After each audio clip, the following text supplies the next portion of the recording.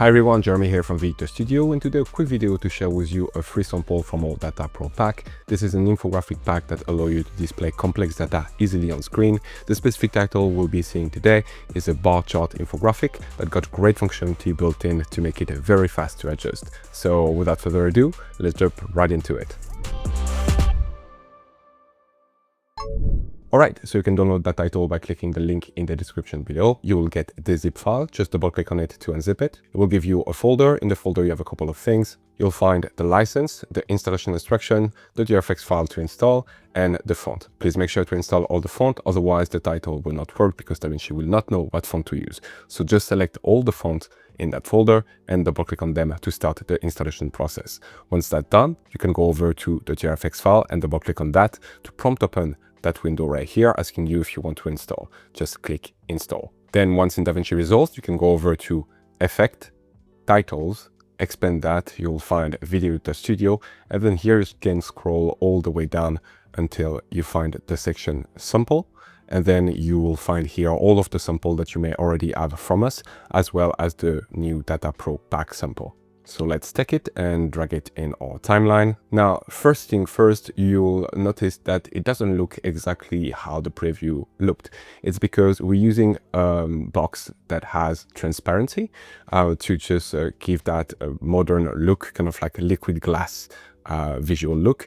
So you will need to have footage right below it for it to just display properly. You will be able down the line, if you want to make modification to that box, to make it a solid if you want to. But right now, let's just drag that on a second track and let's bring some footage right below it. Now you can see the glass and it takes the property of whatever you have in the background. This title will work in any resolution, HD, 4K, and also vertical timelines. So here, if we were to create, for example, a vertical timeline, go and change the aspect ratio. So we're going to do HD1. We're going to switch that to vertical and create it. So here, I'm just going to copy and paste what I've just brought in the previous timeline. So as you can see, we have the clip and then we have the title. Sometimes depending on the size of the title, you might just need to reduce it a little bit because it's just going to poke, through the edges of that frame because it has been made and optimized for horizontal timeline. But you can here reduce the overall size of the infographic and then you can make some adjustment to the box itself. So here you can reduce, for example, horizontally to make it fit properly your vertical aspect ratio. The size of the box and the infographic couldn't be linked together because of the way, we had to build that see-through glass. It's taking the property of the media behind it and just fairly complex. So they couldn't be linked with each other. However, for the position, you can easily adjust everything together. So here you can just drag that up or down. Sometimes you might clip the edges of the box itself because it's contained within a vertical timeline. So what you can do if you want to bring that all the way up, you could just go over to setting right here and adjust the position from there. That way you'll be able to move everything together. Same goes for the position. If you want to adjust the overall position of everything, you can then use that from that level and it will adjust everything. Just to format it a little bit, just do that at a source level and then you can do that at a compound level. You'll have the animation in and out. Right now, let's play it. As you can see, we drop it a few frames because obviously there is a lot of things happening and that title is fairly complex. Therefore, it might be hard to play out. So you can go over to Playback, then here in Render Cache, select Smart instead of None. It will just bring the bar on the timeline going from red to blue. And when the bar is fully blue, that means that the title has been fully cached in and you will get a real-time playback. So now as you can see, the bar is fully blue. We can just play it and we're getting 30 FPS real-time playback. You can easily adjust the length of that title right here by dragging it forward or backward, and it will work automatically in any frame rate. Now, if we take a look at the inspector, as you can see, there is a lot of functionality that you can use. First off, we have a bunch of animation control. So you can choose the animation length of the animation in and animation out. So here, for example, the animation take about 1 second to complete. But if you would like that to be longer, you could switch that here, for example, for 3 seconds instead. And now the animation will take 3 seconds to complete. So now if we play it, as you can see, the animation is a lot slower. So we have that parameter available for the animation in and here as well for the animation out. You can also change the style of the animation. While the animation of the bar will always remain the same, you can choose the direction in which the title overall comes. So right now we have a slide up, and here you can select from other directions. So we could have, for example, here pan left. So now when pan left is selected, the entire box will pan from the left instead. So you can choose from pan left, pan right, slide up, slide down, fade in, and none. Here, if you select none, as you can see, you will only have the animation of the bar coming through. At any point, if you want to reset a parameter, you can just double click here on that parameter and reset it to the default value. So here I just reset the 3-second animation length to 1 second. Now you can also adjust the number of bar. So right now we have 12 bars that represent the 12 months of the year. If we wanted to have a 6 value instead, we can simply here go to 6. It will just erase all of the value past 6. And now to adjust that to the graph, we could either reduce the overall box to have something that is more square, or we can use here the point spacing to expand all of those bars to make them fit into our rectangle layout. Now let's see what is inside of each of those drop down to customize our title further. So first off, we have the overall size and position, which I explained earlier. If you want to adjust everything in one go, the simplest way is to go to setting and then here adjust thing with the zoom. You can also adjust the overall position of everything right there. That'll be probably the easiest way to make those size and position adjustment. Then here in title, you have a bit more granularity as to adjust the box itself. So here you can expand the width of the box, and then you can expand the height of the box as well. You have the overall size of the infographic adjustment right here, and you can also adjust the position of the overall box and infographic right here. Now next we have the header. So here you can adjust to whatever title you want. For example, growth in percent. For example, we could switch the text to growth in percent. You can change the font to whatever is available on your computer. You'll have the overall size of that header. You'll have the tracking of that header. So basically the space between each of those letters.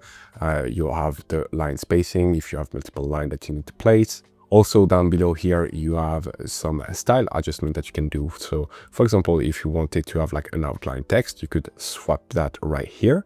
You also have a different thing that you can choose from. It's like a preset that we've built in the shading element. So for example, if you wanted to add some glow, you could just here tick glow. If you wanted to have some shadow behind the text, you could just here click text shadow, and as you can see, it's helping it pop a little bit more. So that could be like a great way to put an emphasis on something specifically.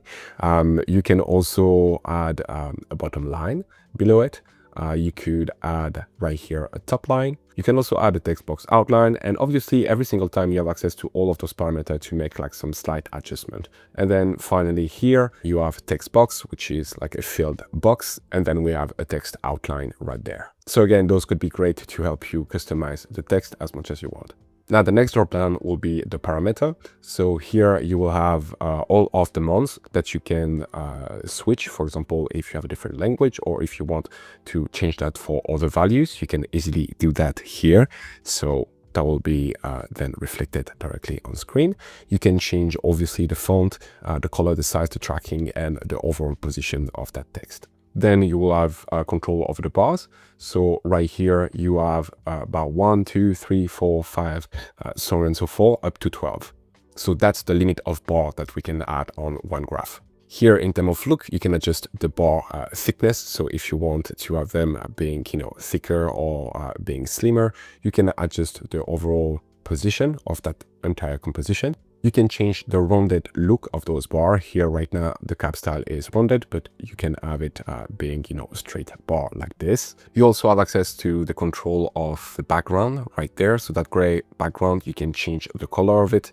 For example, if you wanted to have like a tint, you could just bring a tint to that to help it pop a little more depending on the footage that you have behind. You can adjust the corner radius of that. You can adjust the overall width, the height, and the position. And then finally, for the graph, you have the indicator. So here we have 0% up to 100%.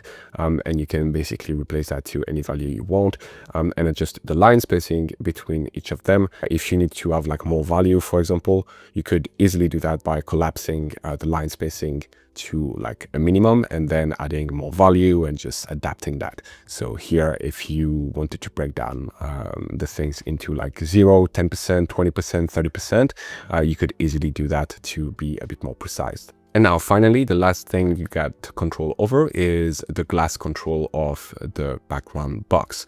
So you can just open that, and here first off you can change between a glass and solid color. So you might not want to have that glass element, so if you want to switch for something a bit more neutral, you can go over here and just select a solid color, and now you will lose transparency and you will get just like a solid background. Also, that should be easier to play back because the glass element does take, you know, a bit of processing power to play through, whereas the solid color is a bit more simple. Then here in rectangle you will find all of the adjustment that you can make to that specific box. So you can change the color, the corner radius, the border width, the soft edge, and then here if you want to completely kill that box, you can go at level, and then you can reduce that to a minimum, and then the background will be completely removed.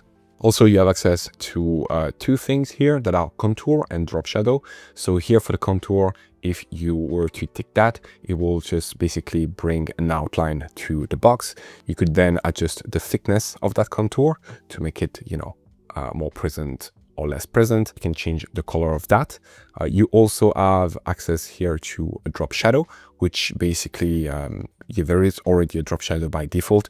If you decide to kill that, you can remove it. As you can see, it really helps the title to stand out against the footage. So I would recommend, you know, keeping it that way and using it.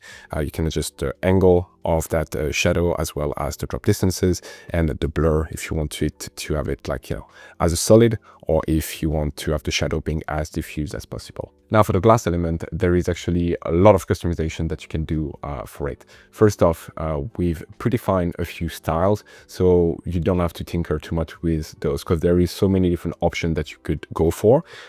So we've worked things a bit to have a bunch of presets that you can apply directly.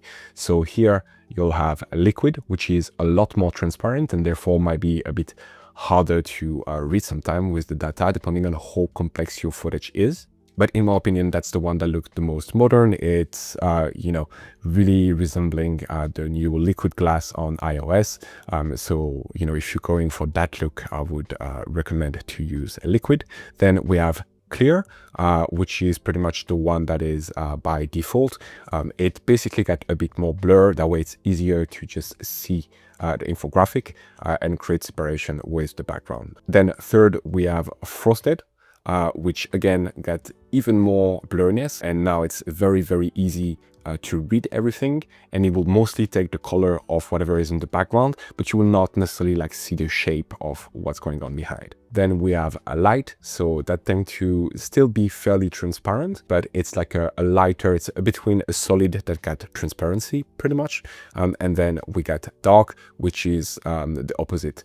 Those two, dark and light, will really depend on the footage that you have. If you have, you know, footage that is very bright, try to use dark, and that should help, you know, making it stand out. And then if you have some footage that is very dark, tend to use a light to make it stand out a bit more. Then one of my favorite is noir glass. Again, it really depends on the kind of footage that you have. If I were to drag something different, so here, let's try with this piece of footage right here. Basically, it kind of like creates something black and white, desaturated, and I think it could be a very interesting element. So I really like this one, but again, it depends on the footage that you have. And then we have vivid glass, which basically gonna create something that is hyper saturated.